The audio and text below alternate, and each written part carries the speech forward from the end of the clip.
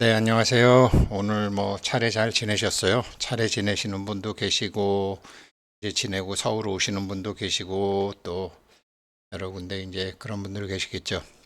예, 제가 한가위 특집으로 왜 일파이가 3,000부를 3년 내로 가게 되는지 세 번에 걸쳐서 하겠다 그랬는데 오늘이 마지막 회입니다. 원래는 기술적 시각이라고 하는 게 맞겠죠. 기술적 시각이라고 하는 게 맞는데 제가 이제 경제 제도적 시각이라고 한 것은 조금 큰 안목에서 조금 위에서 보자라는 거죠. 며칠 전에도 말씀드렸지만 그 다우월드님이 이제 모두와의 대화에서 올렸던 거를 제가 보고서 그 철철 넘치는 청띠아팡의 자신감, 우리랑 비교할 암호화폐가 없어요. 벤치마크 할 데가 없어요. 이제는 잠재적인 적을 예방해야 돼요. 이런 자신감이 어디서 나오는 거냐? 우리 사실은 들으시면 다 알아요. 근데 뭔지 모르고 했기 때문에 이제 그 말씀을 드립니다. 어, 먼저 이 말씀을 드리자면 블록체인이라고 해서 다 같은 블록체인이 아니다. 파이 네트워크의 블록체인은 전혀 완전히 다르다. 그야말로 무결점을 추구한다. 그래서 이 파이오니어님 한 분이 비트코인도 최고로 해보시고 이더리움도 최고로 해보시고 지금 파이코인 하고 있지만 우선생 맨날 3,000불 그러지만 제가 알기로는 이거 3,000불 더 갑니다. 불행히도 내가 지금 나이가 좀 많아갖고 그거를 즐길 수 있을지 없이 모르겠는데 10대, 20대들 그렇게 정말 해야 된다라고 하시는 얘기 맞습니다. 이제 그러면서 아직 블럭을 형성 못했어요. 이제 그러면서 설명하신 거예요. 그래서 제가 그거를 이제 공부하고 난 다음에 추석 연휴 지나고 안동수 박사님하고 이렇게 한번 서울에서 미팅 가질 때 이제 그분도 나와 주시기로 하셨는데 예, 그 얘기를 드릴게요. 그리고 이제 그때 같이 오신 분이 여성분인데 직접 맨날 바카스만 들고 온다고 제가 이제 그랬더니 이렇게 이제 네잎 크로바를 다 따셔서 말리셔서 그거를 한 땀 한 땀 이렇게 얘기해서 이제 저한테 선물로 가지고 오셨어요. 그런데 파이오니어 분들 전부 이 영상 공부하시는 분들 다 지금 이 행운의 이제 그 기운을 받으시라고 또 오늘 아침에는 이제 저랑 같은 공부하시는 분들에게 또 이것도 덕택에 올려드렸어요. 그래서 이 네잎 크로바 행운을 제가 추석 선물로 드립니다. 그분한테 받은 거를 그대로 또 이렇게 회양합니다. 자, 그럼 본론으로 한번 들어가 볼까요? 이 블록체인을 형성하는 거는요, 5단계가 있더라고요. 5단계가 있는데 처음에는 이제 거래. 지금 우리가 이제 이렇게 관심 있는 그 처음에 사토시 나카모토가 블록체인 기반하에 암호화폐를 만든 거는 블록체인에다가 하게 되면 이게 여러 사람이 모여서 하기 때문에 이게 디앱이죠. 디센트럴라이즈드 탈중앙화죠. 그래서 이거는 위조가 안 되고 변조가 안 되고 삭제가 안 됩니다. 이거였잖아요. 블록체인은 위조, 변조, 삭제가 안 되죠. 그런데 이 블록 하나를 만들 때 스마트 컨트랙트를 또 하니까 어떤 사람들끼리 트랜잭션 거래를 한단 말이에요. 거래를 하는데 이 거래를 암호화시켜서 일단 블록체인 네트워크에 보내는 게 제 1단계예요. 그러면은 2단계는 그 어떤 사람이 거래가 했는데 이 사람 거래한 거 맞아요? 그러면서 이거를 노드에 전파하는 거예요.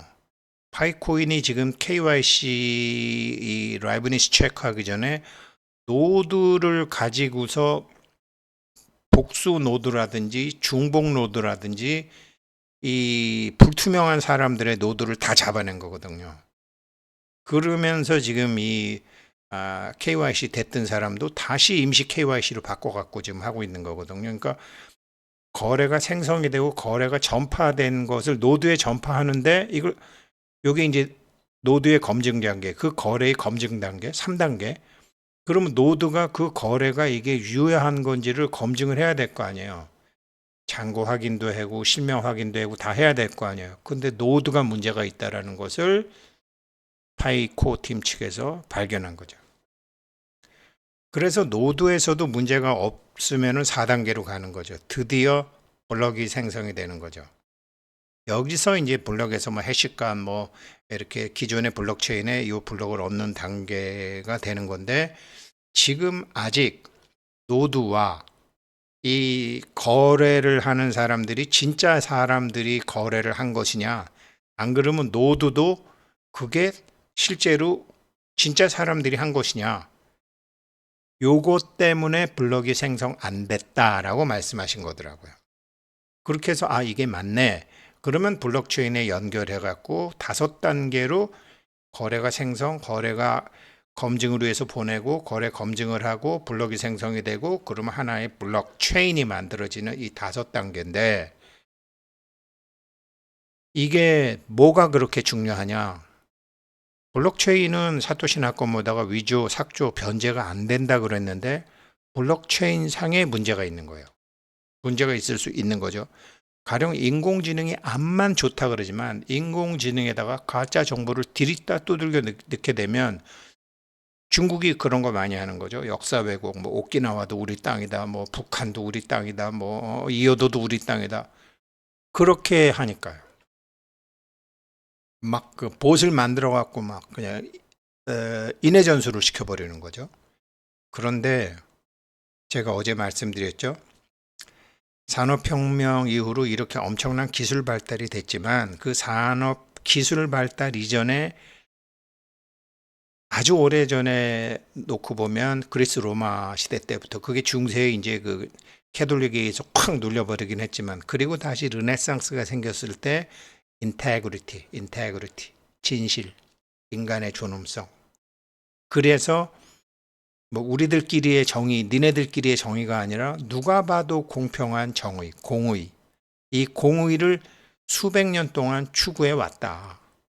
그랬는데 일본은 이런 거 하나도 없이 그냥 자기네들 기술만 도입해가지고 이거를 러시아가 흉내냈고, 독일이 흉내냈고, 이태리가 흉내냈고, 북한이 흉내냈고, 굉장히 많은, 그러니까 문명이 형성되는 과정에 대한 그 고충과 갈등과 여러 가지 문제점에 대한 그런 거 이해가 부족한 상태에서 만들었으니까 사상 누각으로 다 무너졌잖아요. 다 무너졌잖아요. 그러면 문제가 뭐였죠? 인테그리티, 진실성. 이 블록체인을 만든다 그래도 블록체인에 인테그리티가 없는 거예요. 진실성이 없는 거예요. 인공지능을 만든다 그러는데 정보에 진실성이 없는 거예요. 처음에 저도 좀 착한 기특한 일 하나 한 거 있어요. 처음에 인공지능 나왔을 때 독도가 일본 땅으로 돼 있었어요. 그런데 막 저도 야, 이거 정보 빨리 넣어야 돼. 그래갖고 지금은 독도는 한국과 일본이 분쟁을 하고 있는데 지금 사실적 점유를 하고 있다. 이렇게 했죠. 인공지능은 그냥 자기가 받아들인 거를 그냥 쓰는 게 많아요. 자, 이 말씀을 왜 드리느냐. 지금 파이 코인을 제외한 나머지 다 블록체인을 기반으로 뭘 한다 그러지만 그 블록 자체의 인테그리티, 진실성이 없어요. 르네상스 이후로 수백 년 동안 그렇게 사람들이 싸워오던 진실성이 없어요. 인공지능도 마찬가지예요. 그래서 블록체인 실명제라는 얘기도 많이 나와요.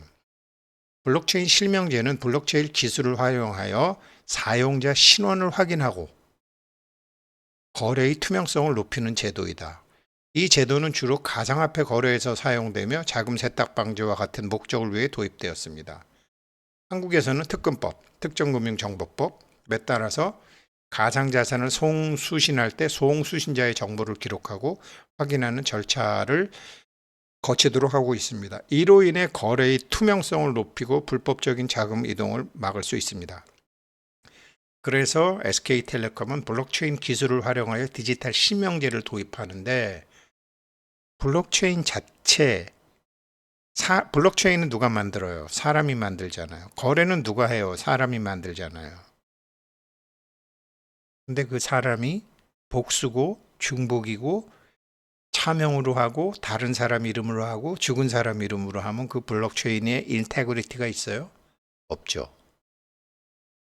말로는 거래나 투표, 댓글 등에서 신뢰성과 투명성을 보장할 수 있다고 하지만 그건 말뿐이고 언어의 착각 효과를 위해서 그렇게 하는 거고 실제 진실성은 없다라는 거죠. 그런데 이런 식으로 4, 500년 지나왔는데 지금 세상 판이 바뀌었거든요. 이제 양자 컴퓨터도 곧 나오는 판에 이게 진실의 세계로 들어왔다라는 거죠. 사실의 세계에서 진실의 세계로 들어왔다라는 거죠. 우덜끼리의 정의에서 공의의 세계로 들어왔다는 거죠. 지금 사회 곳곳에 그런 게 일어나고 있는데도 아주 그냥 자기 눈앞에 돈만 있으니까 모르는 거죠. 이거를 파인 네트워크에서는 본 거예요. 물론 이 블록체인 실명제 하게 되면 장점도 있고 단점도 있어요. 투명성 향상이 되고 보안 강화가 되고 신뢰성도 증가가 되고 자금 세탁 방지도 해요. 문제가 뭐냐? 프라이버시 침해 우려가 있어요. 이게 대표적으로 월드코인이 눈 갖고 사람의 눈 갖고 하려고 그러다가 프라이버시 침해를 한 거죠. 지금 파이 네트워크의 KYC는 230국에서 프라이버시를 침해 안 하는 상태에서의 현재의 법에서 최대한 프라이버시를 침해 안 하고 하는 거로 하는 거예요. 그리고 파이코인이 왜 그렇게 니콜라스 마누라가 그렇게 자신 있게 얘기하냐면 이게 실명제를 하려니까 절차가 엄청나게 복잡해요.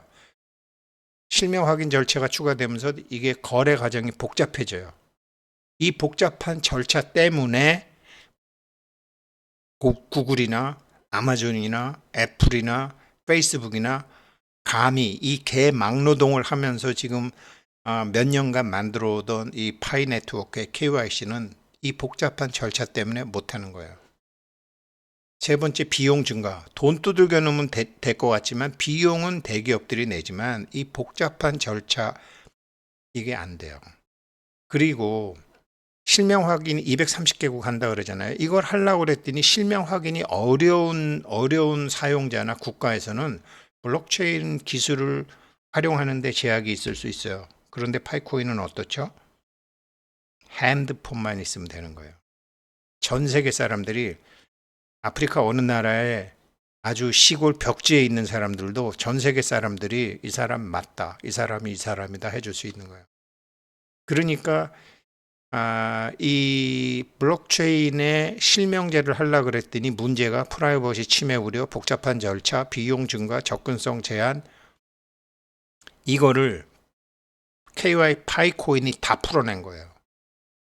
그러니까 지금 우리 파이코인 채굴 하고 이거 KYC 통과되고 검증이 된 사람들이요.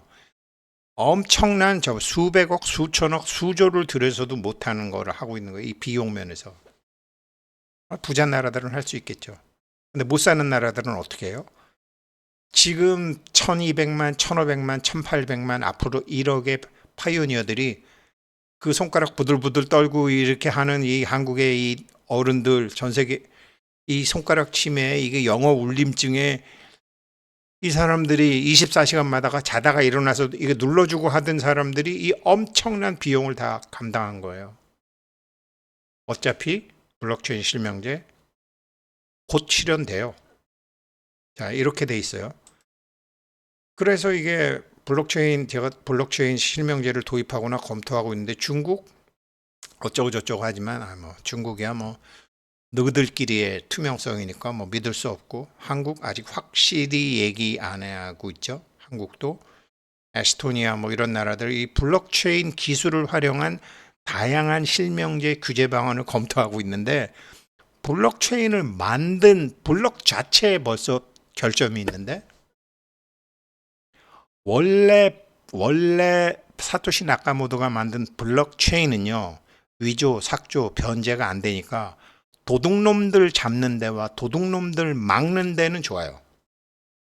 그런데 도둑놈이 아니고 일반 선량한 사람들을 위해서 하려고 그러면은 인테그리티가 있어야 되는데 기존의 블록체인에는 인테그리티가 없어요. 진실성이 없어요. 인공지능에 가짜 정보 들어가면 가짜 답을 내놓는 거나 똑같아요. 그래서 이런 걸 지나고 난 다음에 이 청대화팡에게 참 요즘도 뭐 암호화폐가 왔다 갔다 하지만 이 인터뷰 할 때가 이제 비트코인이 막 25,000불, 3만 불로 떨어졌을 때죠. 자금 막 빨아들일 때. 그래서 이제 그때 지금 암호화폐 막 바람 불 때 노젓는다고 올라갈 때 암호화폐 다 했는데 당신네들은 이 어려울 때 이거를 어떻게 지내고 계십니까? 라고 할 때 청태엽 박사가 KYC 얘기를 해요. 가장 어려울 때 어떻게 버티세요? 나에겐 꿈이 있어요. I have a dream. 그러면서 얘기하는 게 KYC예요. 지금까지 우리가 직면한 가장 큰 과제 중 하나는 광범위하고 광범하게 분산된 네트워크에 대한 확장 가능한 KYC 문제를 해결하는 것이었다. 그 누구도 흉내낼 수 없고 그 누구도 따라올 수 없는 KYC에 대한 나의 노하우가 있다. 지금 이때가 이제 3,500만 개였는데요. 지금 6천만 개에 달하는 파이 네트워크의 규모로 확장 가능한 이게 저렴한 KYC 대안이 없었다. 아까 말씀드렸지만 이게 진실성을 확인하려니까 이게 비용 증가, 복잡한 절차, 접근성 제한 이런 게 있었죠. 프라이버시 침해 우려. 이게 돈이 너무 많이 들었다. 그래서 KYC라는 거 본질을 보게 되면 사용자가 내가 이 사람이야. 그러면 나중에 이제 거래할 때 상대방이 네가 저 사람이야? 이게 확인이 돼야지 첫 번째 블럭이 거래가 일어나는 거 아니에요. 그래서 이게 서비스에 대해서 이제 이게 거래 상대방이 진짜냐, 이 사람이 약속을 지킬 사람이냐 안 지킬 사람이냐 이걸 봐야 되잖아요. 근데 상대방의 거래 자체가 가명이거나 이중이거나 복제거나, 그래서 법률 및 파이 네트워크의 정책 준수를 위해서도 KYC가 필요했다. 특별한 KYC가 필요했다. 이 얘기를 하는 거예요. 가장 어려운 시간에 버틸 수 있는 게 뭐냐 그랬더니 KYC 얘기를 해요. 이 아줌마가. 그러면서 지금 똑같은 거예요. 제가 지금 다시 보니까 각 회원에게는 오직 하나의 계정만이 허용된다. 지금 이것 때문에 KYC 다 지금 그 사람들 체크하고 있잖아요. 오직 하나만 된다. 그리고 실제 인간만 생태계에 참여할 수 있다. 실제 인간만 참여해요. 그러니까 라이브니스 체크하는 거잖아요. 우리는 자체 이러한 KYC 솔루션으로 개발함으로써 각국마다 사정이 달라서 못하고 있던 이 KYC를 우리가 하자라고 한 거예요. 그러면서 그걸 어떻게 하냐면 우리 파이의 KYC 솔루션은 최첨단 기계 자동화와 파이오니어들끼리의 심사, 그 다음에 그 중에서도 검증된 개인, 지금 파이오니어라고 모두 다 검증되는 게 밸리데이터, 검증인 있는데 그 검증인도 잘못하게 되면 중간에 막 나가게 되면 검증인 자격도 뺏겨요. 거기서 나와요. 그런 거 복사 못하게 돼 있고 나와요. 검증인 자격을 당신은 박탈당할 수도 있으며 나와요. 그러니까 막 아무거나 막 눌러주면 안 돼요. 너무나 이 사람은 좀 아무거나 막 누른다. 영어 모른다고 막 누른다. 영어 모르면 차라리 하지를 마세요. 거짓으로 하게 되면 문제 있는 사람으로 다 기록에 남아요. 혁신적인 크라우드 소싱이 바로 우리 같은 눈도 어둡고 손가락도 이런 사람들을 동원해서 다 하는 거예요. 돈 한 푼도 안 들이고 10명 하면 1파해 준다 그러고. 이게 혁신적인 크라우드 소싱이에요. 비용 절감, 복잡성 해결, 법적 문제 해결, 그리고 인적 검증을 결합하며 KYC에 대한 새롭고 확장 가능한 방법을 제공합니다. 이걸 지금 2년 전에 밝혔던 거를 지금 하고 있는 거예요. 물론 시스템의 기계 자동화 부분이 이미지 처리, 위조, 아이디 같은 거는 이런 걸 하는 동안 인간 검증 개인은 다른 구성원의 수정된 데이터를 확인합니다. 이게 검증인 제도야. 파이오니어들한테. 이것은 커뮤니티 자체의 KYC 구성원으로부터 소싱됩니다. 검증인 얘기하는 거예요. 스팸 계정을 방지하고 악의적인 행위자를 차단하는 것 외에도 파이의 KYC는 네트워크가 규정을 준수하는 동시에 우리 생태계가 번성하는 커뮤니티를 원활하게 성장시키는 데 도움이 됩니다. 인테그리티에 계속 저기 르네상스 이후에 그다지도 그렇게 이 현대 문명에서 추구하던 인간의 인간 존중의 가치와 인간 개개인의 가치를 한 인테그리티를 KYC에 적용한 거예요. 이 문제를 해결하는 동안 동기를 부여하고 집중할 수 있었던 것은 모든 의사결정의 핵심인 파이의 사명과 비전이었습니다. 이렇게 사람과 기술이 결합된 다각적 앵글에서의 KYC 솔루션은 전체 파이 생태계가 어떻게 작동하는지 완벽하게 보여줍니다. 즉 파이 토큰에 대해서 노동이 교환되고 검증해주고 뭐 이런 거 있잖아요. 실제 유틸리티가 생성되는 분산된 네이티브 커뮤니티며 명목 화폐는 관련되지 않습니다. 이게 지금 파이에서 이게 무슨 소리냐면요. 지금 파이 트래시라든지 이게 돈 받으려고 뭘 하는 게 아니다. 지금 초창기는. 그래서 지금 개발자나 해커톤 대회 같은 거 할 때 상금으로 돈을 주는 게 아니잖아요. 파이를 주는 거 아니에요. 그리고 앞으로 광고 같은 것도 돈을 받는 게 아니잖아요. 파이를 받는 거죠. 그러면 또 다시 검증해주고 이렇게 하는 이런 생태계, 진짜 네이티브 이 생태계 안에서 당신이 무엇을 하고 싶으면 파이를 사라. 앞으로 블록체인 전문가 없어요. 뭐 암호화폐 전문가라고 책 쓰는 사람, 남들은 코린이라고 그러고 자기는 암호화폐 잘 알고 암호화폐 전문가라고 얘기하는 사람. 제 얘기를 생긴 지 암호화폐가 세상에 나온 지 몇 년이나 됐다고 전문가가 있어. 자동차 수리하는데 한 20년 있으면 엔진 소리만 들어도 이게 어디가 고장 나는지 다 알지. 그런데 한 20년 정도 되면 이게 엔진 좀 켜보세요. 그러면 이게 어디가 잘못됐네 딱 알잖아요. 근데 이 블록체인을 생긴 지 15년밖에 안 됐는데 내가 블록체인 전문가예요. 내가 암호화폐 전문가라. 에휴, 아니죠. 전문가 없어요. 이런 걸 다 아는 거를 입 꾹 다물고 있다가 이 중국 아줌마 정태업방이 며칠 전에 우리는 암호화폐 업계에 경쟁자 없습니다 라고 자신 있게 딱 얘기하는 거예요 이제. 그래서 이게 3,000불 3년 내로 간다니까요. 경쟁자가 없어. 그리고 아직은 제가 계속 얘기하지만 미네르바의 부엉이는 저녁이 돼야지 날개를 펴. 아직 이 대부분 이 인간들은 몰라. 이 아줌마 몇 년 앞을 본 거예요. 이게 시간이 가면 갈수록 야 파이 네트워크 식으로 블록을 만들어야 되네. 쟤네 암호화폐가 진짜 암호화폐네. 미네르바의 부엉이는 저녁이 돼야지 날개를 핀다니까요. 그 전에 돈귀신들은 먼저 붙겠죠. 그러나 일반인들이 미쳐 날뛰는 거는 3년이에요. 2027년, 2028년이에요. 그래서 10대, 20대 애들은 지금 제발 하라는 거예요. 아이고, 이걸 어떻게 다 말로 설명하나, 참.